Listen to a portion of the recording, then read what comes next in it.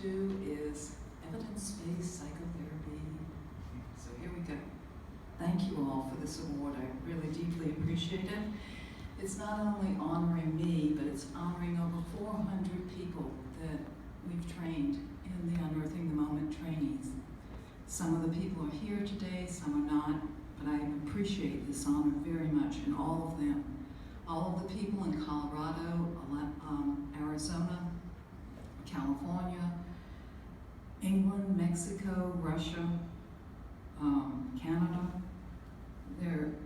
It's hard for me to stand here today and imagine all of these people that have come and been trained by us. And we offer, a primary focus that we offer is scholarships for minorities. African Americans, Asians, Hispanics, they're getting trained for close to no dollars. And they're in the rooms with other people who have the dollars. So it's a wonderful balance. I'm very proud that we're doing that. There have been 14 recipients of the Rollo Award since 1996. My mentor, Jim Bugenthal, we received the first award. So I am the first woman to receive this award. And Lewis nominated me, so now we're both in good trouble. So what does it mean to be in good trouble? The phrase was first used, and I'm going to bring politics in the room since we're in Washington, D.C. John Lewis, the representative from the state of Georgia, which you probably hear in my voice. I'm from Georgia originally. I live in California, but my roots are Georgian. He was told by his parents, don't get in trouble.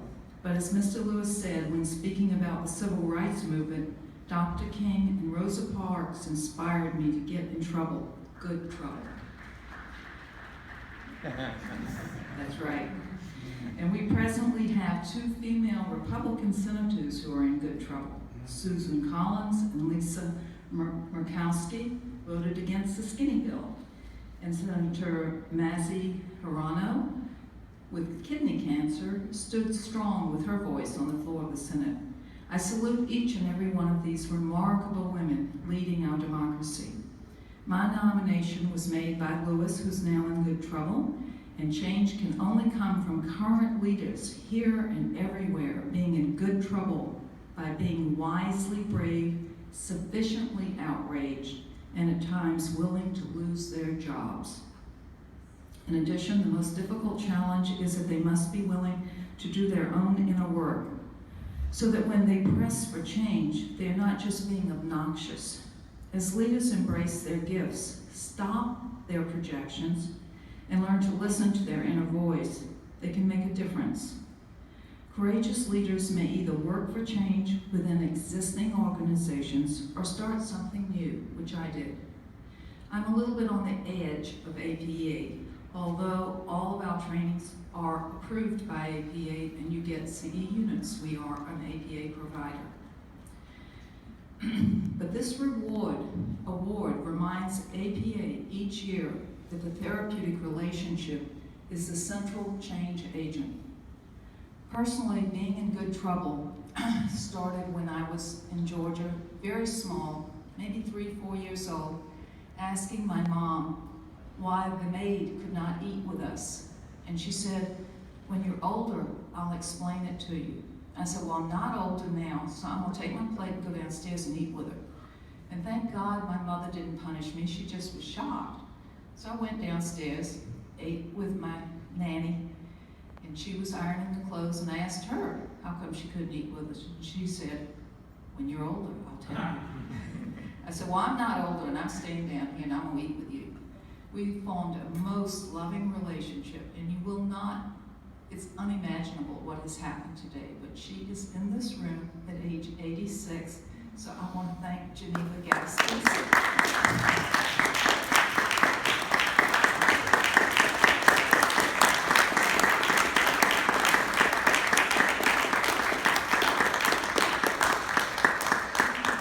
Unimaginable, but she lives in Maryland and she's here with her grandson Michael, who teaches the 5th grade, and we're all going to dinner and celebrating afterwards. A long human relationship.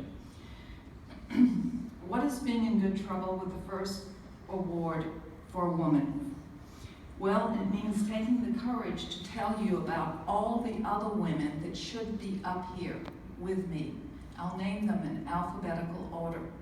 Sarah Bridges, Elizabeth Buchenthal, Charlotte Bueller, Heather Claire Hoffman, Eleanor Criswell, Connie Fisher, Susan Gordon, Jean Houston, Norma Lyman, Jerry Olson, Cornelia Pinnell, Natalie Rogers, Eileen Searlin, Louise Sundarajan, Frances Vaughn, and Elisa Velasquez. These are just a few of the women who are working so hard and serving so many people.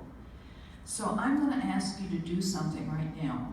Those of you who know me know I don't like talking. I like experience. So think about a woman that you know that you'd like to honor, or look around the room and see if there's someone you'd like to nod and say thank you to. So I'm just going to be quiet for a few seconds, and you can actually do that.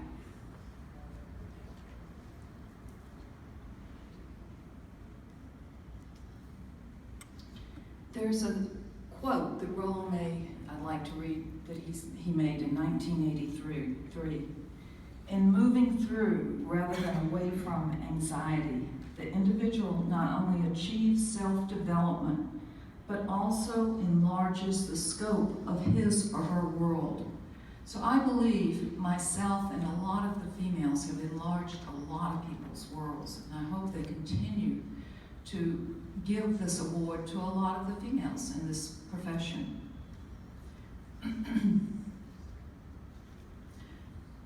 Rollo May also used to say the following at the beginning of a session, which I learned from Jim, my mentor.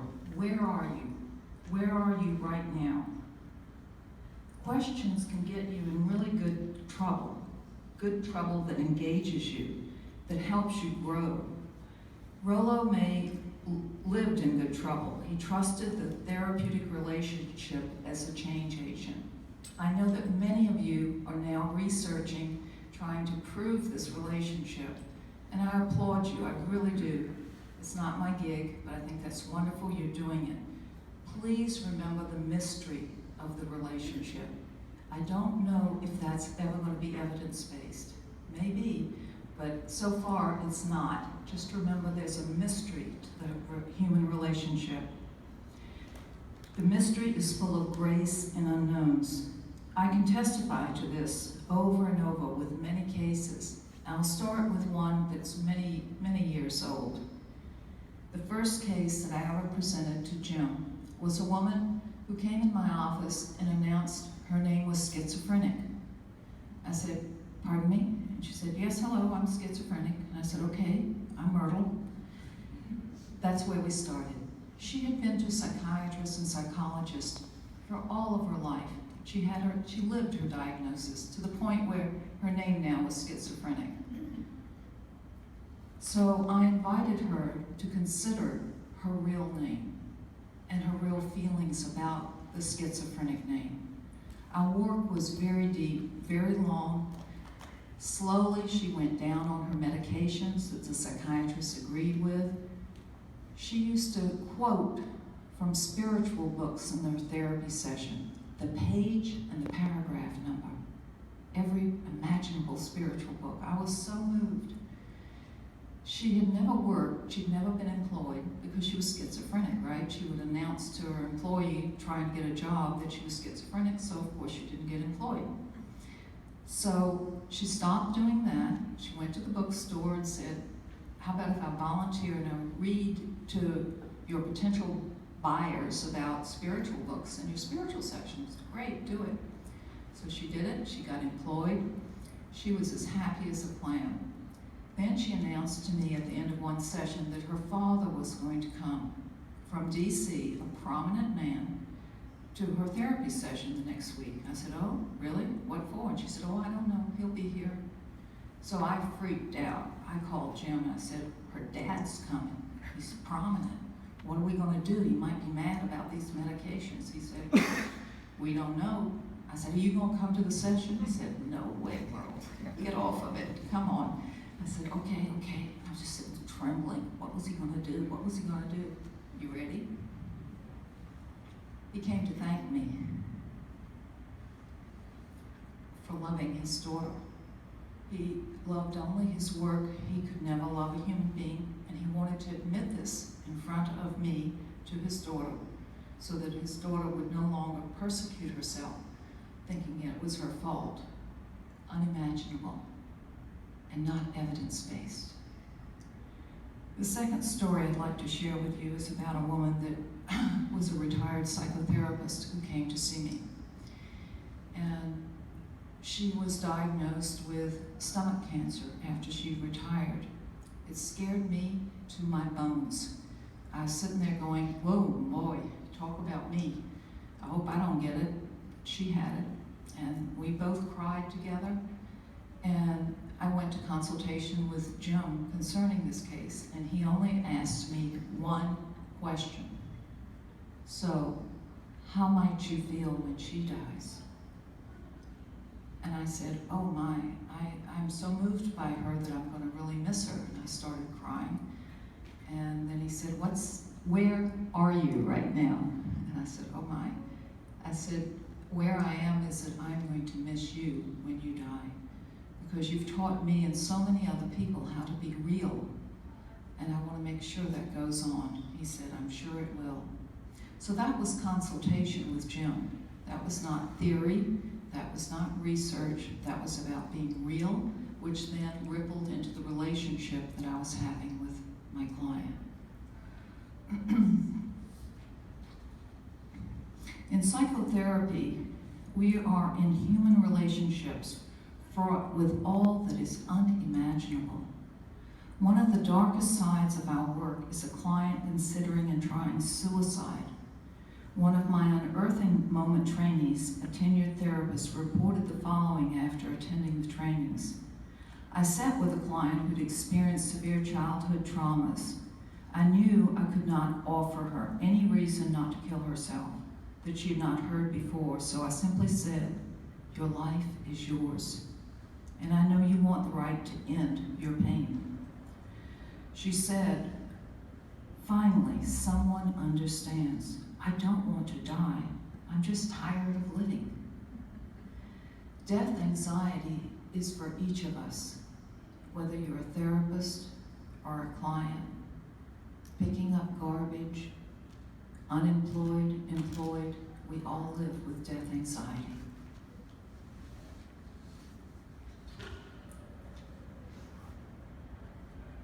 To be real with this death anxiety and to go through it, not around it, is the gift of Rollo, Jim Bugental, Irvin Yalom, all the great existential-humanistic psychologists.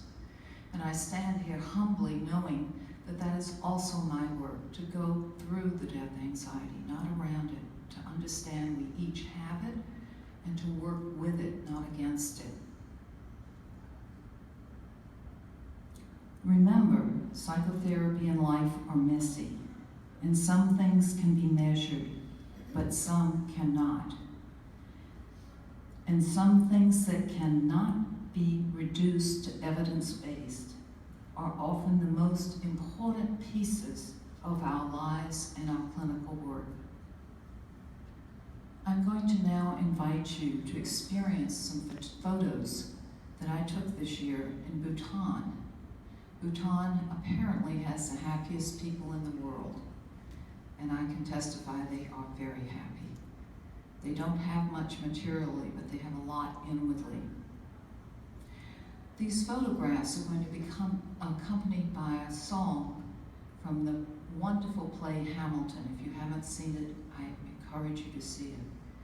The title of the song is It's Quiet Uptown, but the word unimaginable is going to be repeated a lot. I think what we all listen to as clinicians and work with so often is the unimaginable. The link between the Bhutan photos and the song is that both are about overcoming adversity. In the case of Hamilton, the song ends with a gesture of forgiveness. Bhutan overcame other political adversities, ending with its citizens being the happiest people on the earth. What is happiness? How do you define it? They do not define it by external factors as money and power. They actually have the experience inwardly and giving to other people, which is what I experienced being there, and hopefully brought home, and you can experience through my talk today to you. The movement in both the slides and in Hamilton do not proceed from evidence-based material, but from human relationships and grace. I hope they will inspire you. So Susan's going to hopefully start the show.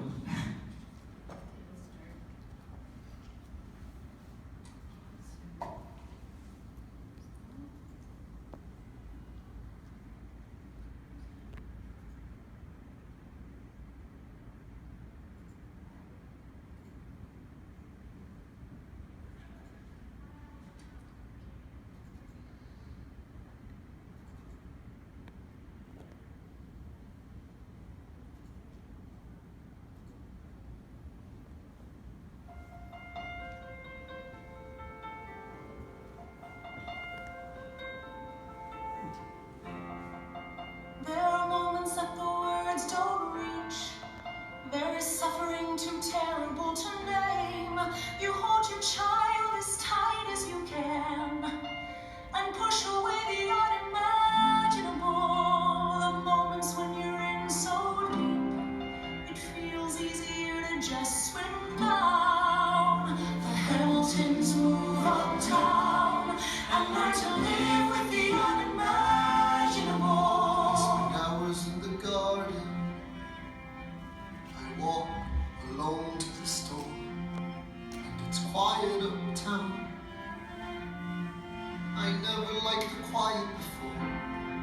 I take the children to church on Sunday, a sign of the cross at the door, and I pray.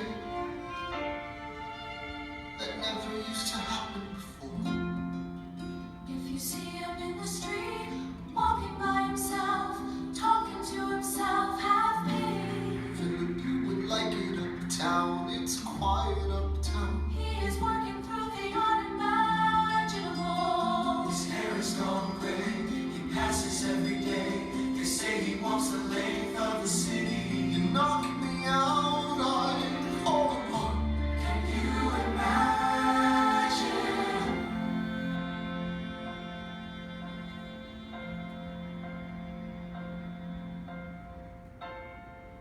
Look at where we are. Look at where we started. I know I don't deserve you, Eliza, but hear me out, that would be enough. If I could spare his life, if I could trade his life for mine, he'd be standing here right now, and you would smile, and that would be enough. I don't pretend to know the challenges we're facing. I know there's no replacing what we've lost, and you need time. But I'm not afraid.